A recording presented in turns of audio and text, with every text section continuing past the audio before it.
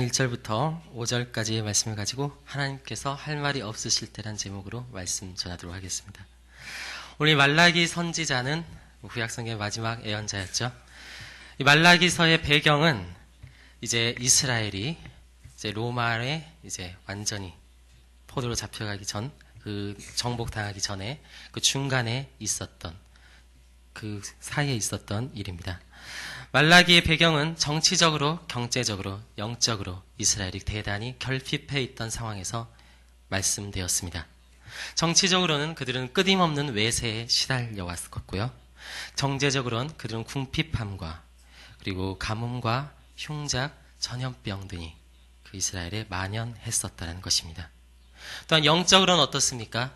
그들은 다윗의 영광과 솔로몬의 영광의 때는 어느새 지나가고 더 이상 하나님의 그런 영적인 강건한 승리의 때는 다시 보이지 않는 그러한 시대였다는 것입니다. 놀라운 영적인 승리나 하나님의 기적적인 현현이 보이지 않았던 그 시대 가운데 말라기 선지자는 이스라엘 백성들에게 오늘 경고하고 있습니다.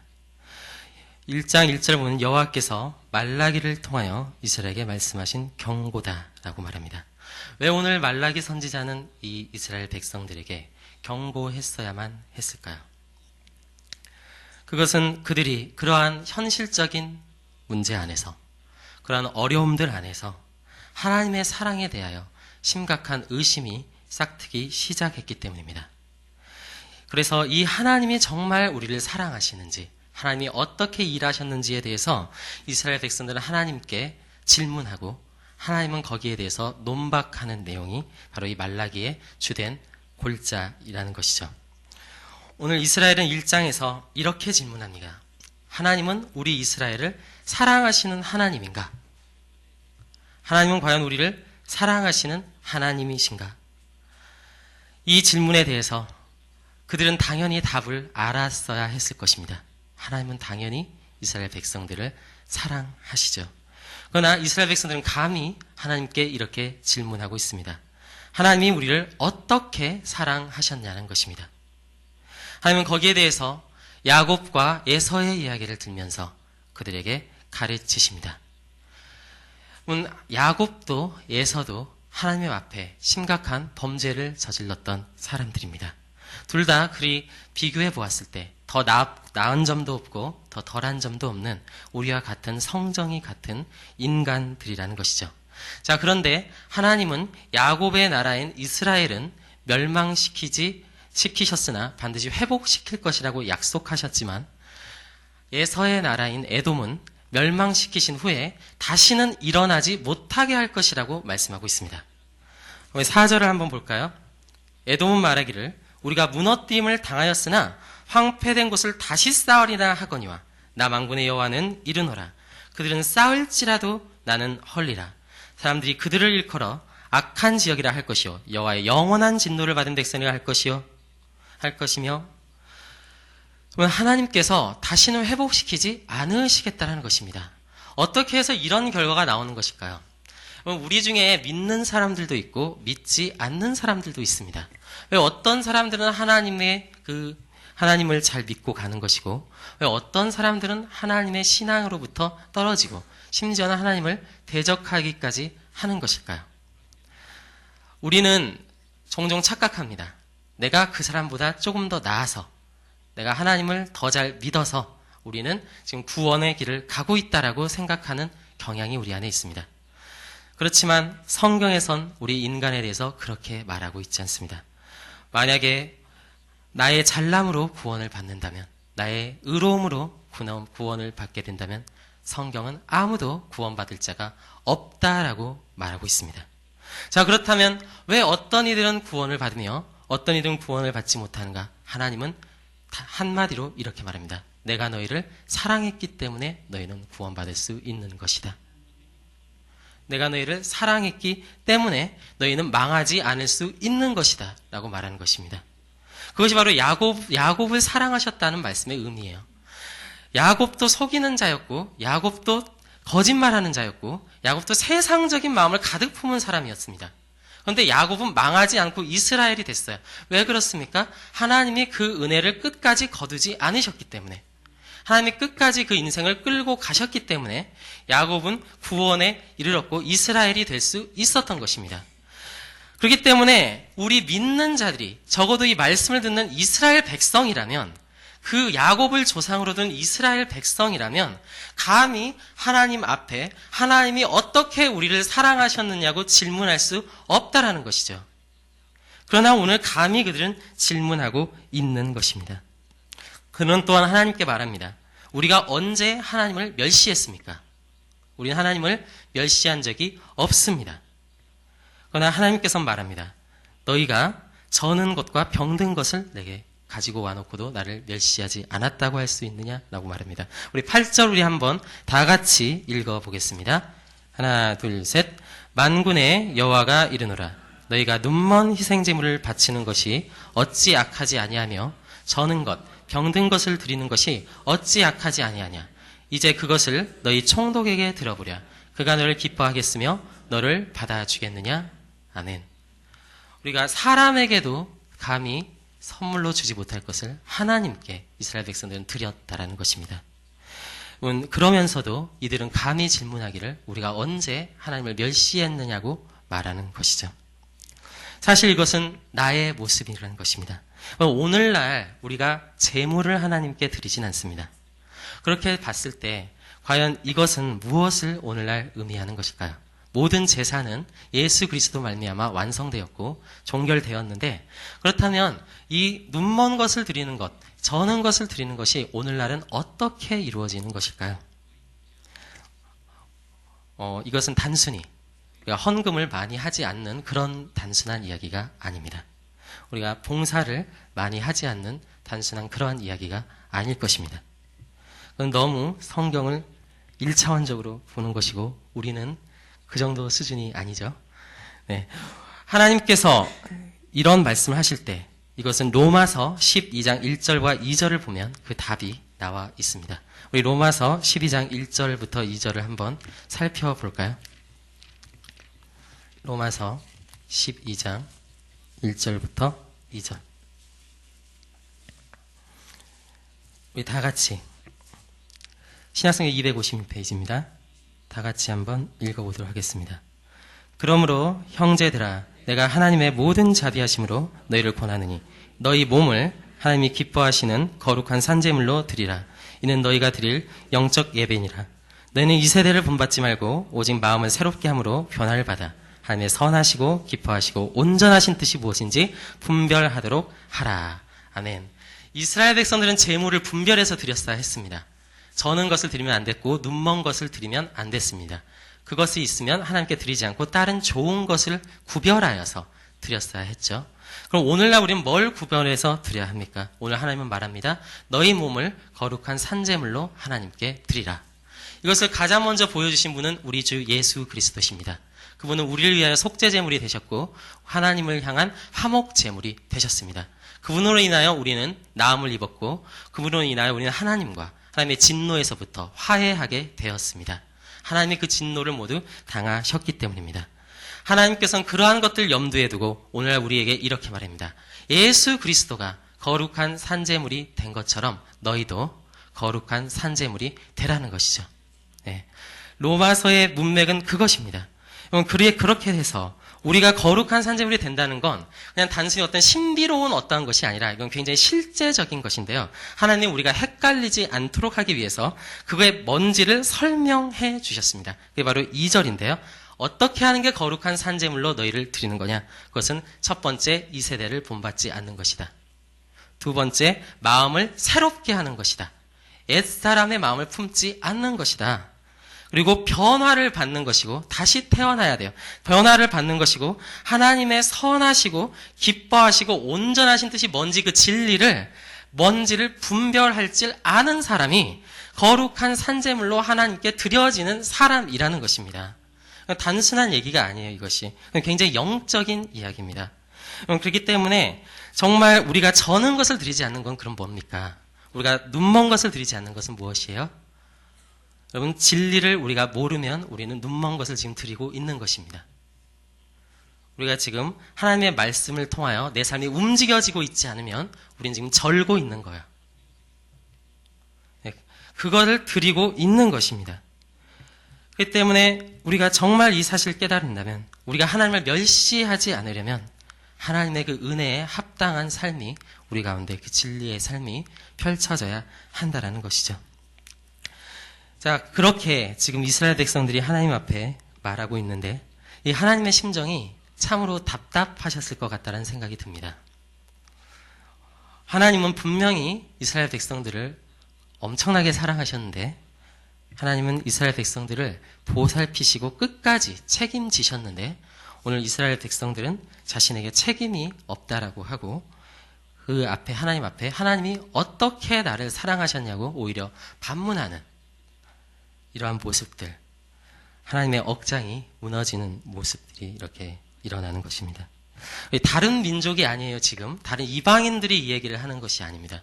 지금 이 얘기를 하고 있는 것은 그의 성도라고 하는, 그의 백성이라고 하는 이스라엘이 지금 이런 이야기를 하고 있다는 거죠. 하나님의 심정이, 하나님의 마음이 참으로 답답하셨을 것 같습니다. 이런 하나님의 답답한 심정은 그 이스라엘 당시의 모습을 보면 얼마나 그 모습이 드러납니다. 첫 번째로 일단 제사장들이 타락을 했습니다. 제사장은 그 백성들을 위해서 정말 제사를 드리고 그들의 죄를 위해서 기도하는 그러한 자리가 바로 제사장의 자리인데요. 이것은 단순히 오늘날로 치면 이것은 목회자들을 향한 이야기가 아니라 우리 모두를 왕같은 제사장으로 부르셨는데, 지금 그 제사장으로 부른 우리가, 구원받았다라고 하는 우리가 타락하게 되면, 여러분, 이것은 하나님께서 얼마나 답답하시겠냐라는 것입니다. 오늘 8절을 보면 이렇게 말합니다. 2장 8절입니다. 제사장들에게 하는 말이에요. 우리에게 하는 말입니다. 성도 왕같은 제사장 된 우리에게 하는 말씀입니다. 2장 8절. 너희는 옳은 길에서 떠나 많은 사람을 율법에 거스르게 하는도다. 나 만군의 여호와가 이르노니 너희가 레위의 언약을 깨뜨렸느니라.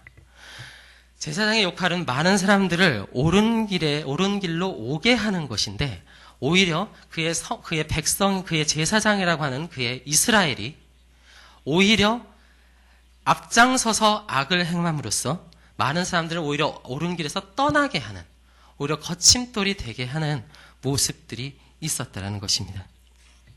그래서 오히려 그들이 하나님의 말씀을 따라가게 해야 되는데 오히려 율법에서 벗어나게 하는 그러한 모습들. 마치 이것은 교회 안에서 정말 우리가 하나님의 영적인 가치관을 얘기하고 정말 하나님 나라에 합당한 말을 해야 하는데, 나의 모습을 통해서, 나의 삶을 통해서 여전히 세속적인 모습이 드러날 때, 여전히 세상 풍조를 따르는 모습이 드러날 때, 그렇게 되었을 때 우리는 그 사람들을 옳은 길에서 떠나게 하고 있는 중인지도 모른다라는 것입니다. 오늘 그러한 그것뿐만이 아니라 이들은 이방 여인들과 혼인했습니다. 이 말씀에도 물론 영적인 원리가 있죠. 이것은 세상과 짝하지 말라는 얘기입니다. 오늘 하나님께서는 14절에서 아주 중요한 얘기를 합니다. 우리 다 같이 이거 한번 읽어보겠습니다. 2장 14절입니다. 2장 14절 다 같이 읽어보겠습니다. 하나, 둘, 셋. 너희는 이르기를 어찌 됨이니까 하는도다. 이는 너와 내가 어려서 맞이한 아내 사이에 여호와께서 증인이 되시기 때문이라. 그는 네 짝이요 너와 서약한 아내로 돼 내가 그에게 거짓을 행하였도다. 아멘.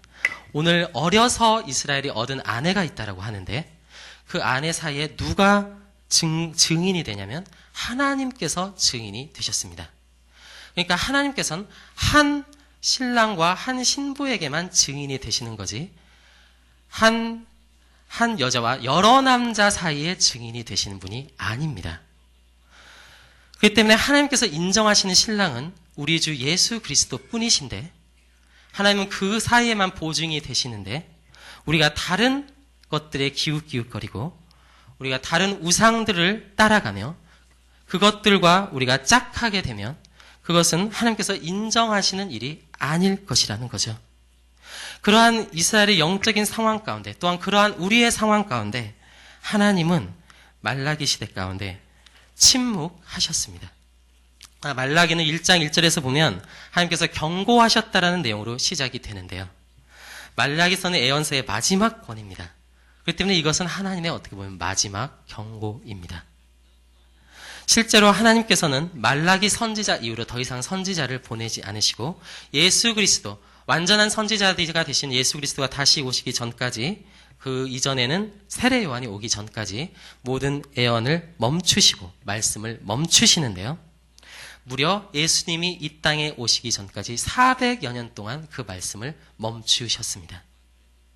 이 시기를 역사적으로는 신구약 중간기라도 하고 그 영적인 원리에 따라서 침묵기라고도 합니다.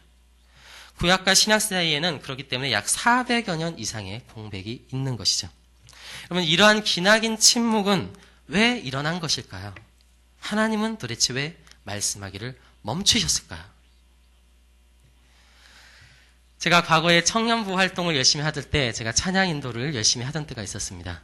하나님을 찬양하는 게 너무 좋았고 하나님께 은혜 받는, 함께 이렇게 은혜 받는 시간들이 너무 감사해서 열심히 했던 기억이 있습니다. 자, 그런데 제가 그때 아직 신앙의 습관이 온전히 어렸을 때부터 들지 않았기 때문에 주의를 가끔 빼먹을 때가 있었어요. 그리고 지각은 매우 자주 했다는 것입니다. 그렇게 되었을 때 한 동생이 저에게 이런 얘기를 하더라고요. 교회 동생, 신실한 동생님께서 저에게 이렇게 말했습니다.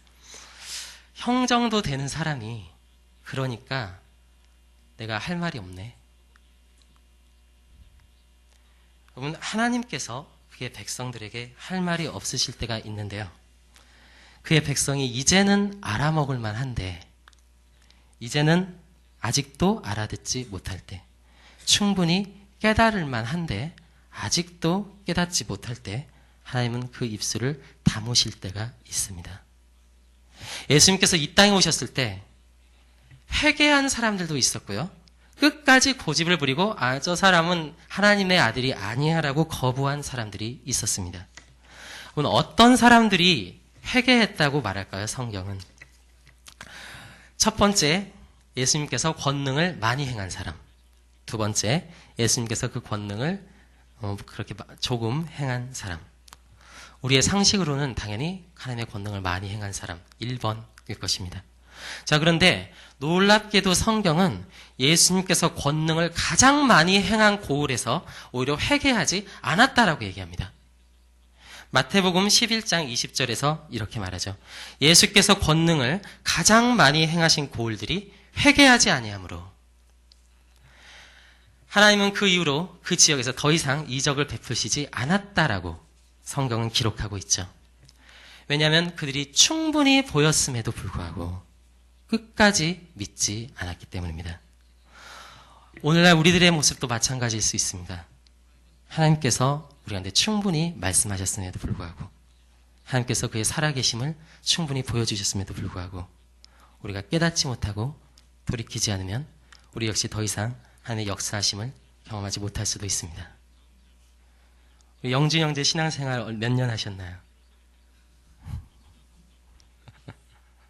네, 27년 하셨습니까? 네, 이제는 알 때가 됐습니다. 네, 청년들이 만만해서 해봤습니다. 네, 권사님이나 장로님께는 할 수 없기 때문에. 네, 사람에게는 대단한 능력이 있는데요. 그것은 듣기 싫은 것을 안 들을 수 있는 능력이 있어요. 네. 저도 어렸을 때 부모님 얘기 절대 안 드렸던 것 같아요. 부모님은 많은 말씀을 하셨습니다, 저에게. 정말 많은 말씀을 하셨어요. 이렇게 해라, 저렇게 해라, 이렇게 해야 된다, 이렇게 저렇게 해야 된다. 그런데 자녀들에겐 놀라운 능력이 있습니다. 그것들을 하나도 안 들을 수 있는 능력이 있다라는 것입니다. 왜 안 듣습니까? 내 마음대로 하고 싶기 때문에. 더 나아가선 순종하고 싶지 않기 때문에 절대 듣지 않죠.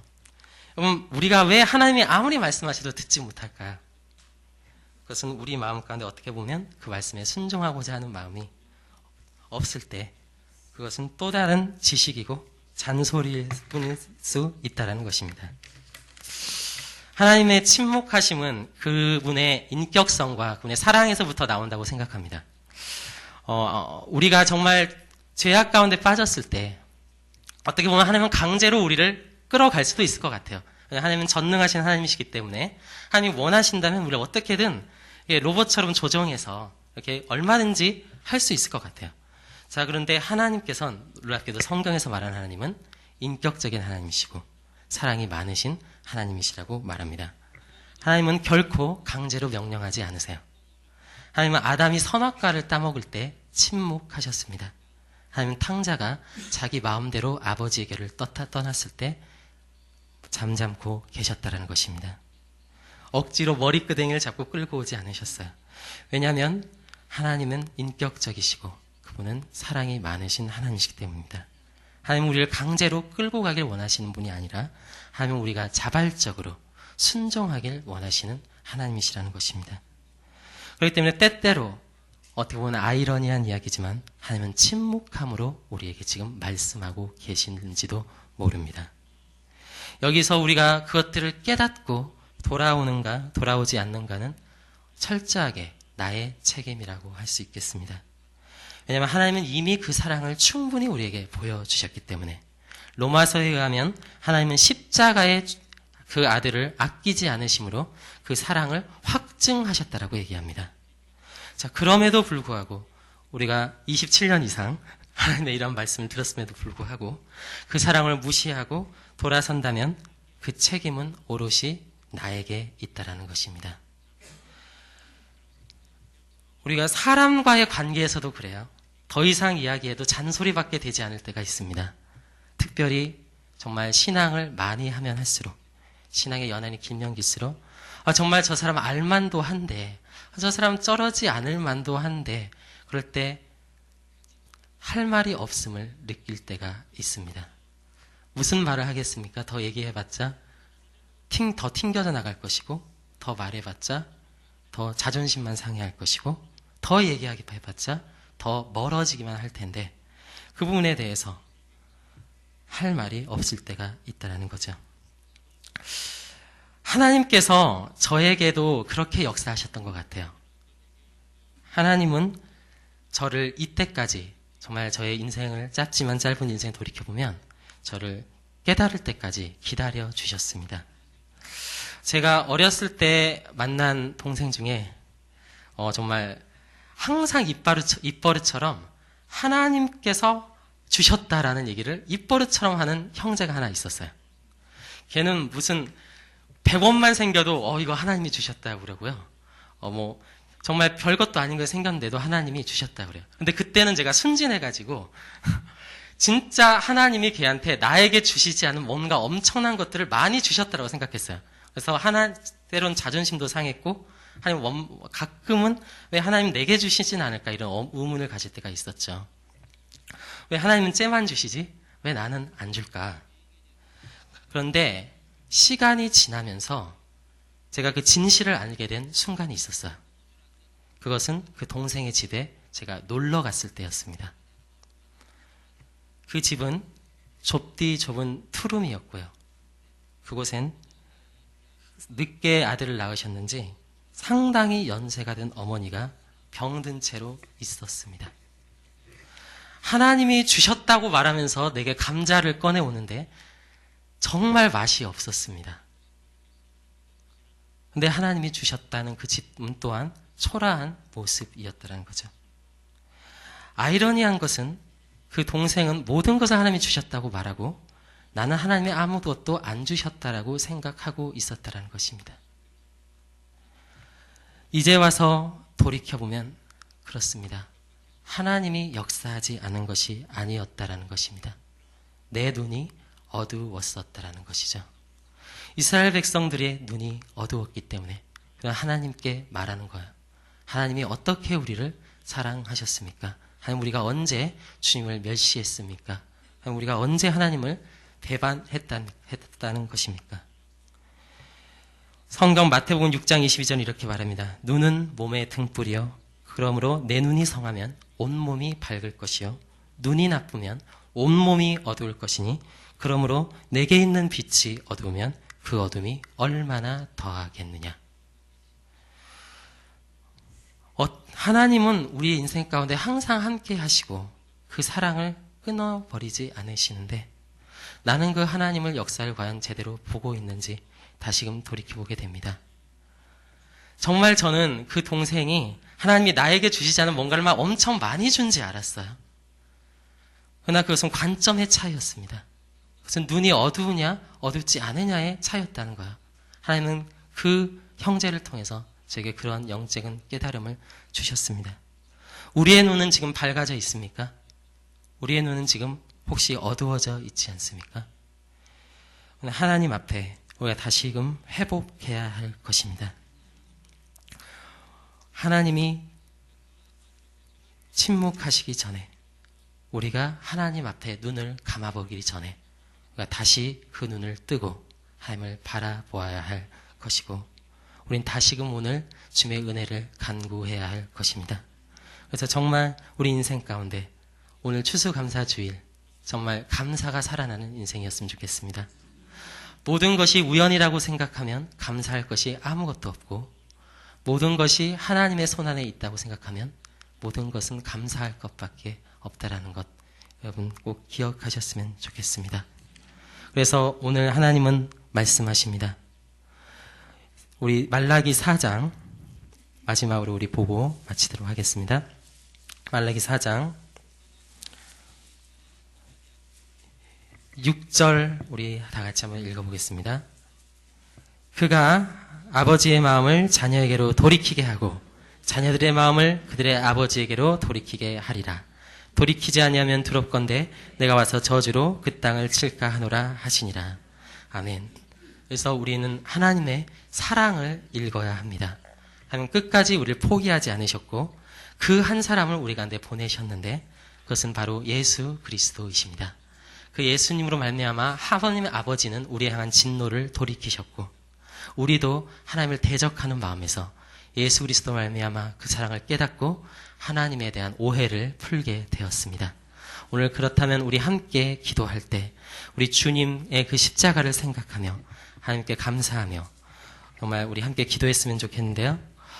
그 하나님이 정말 오늘 우리의 눈을 밝게 하시고 내 온몸을 밝게 하시고 그 하나님의 역사를 보게 하시고 하나님의 살아계심을 알게 하시는 역사가 주여 있게 하여 주시라고 우리 함께 기도하고 주님 앞에 나가도록 하겠습니다.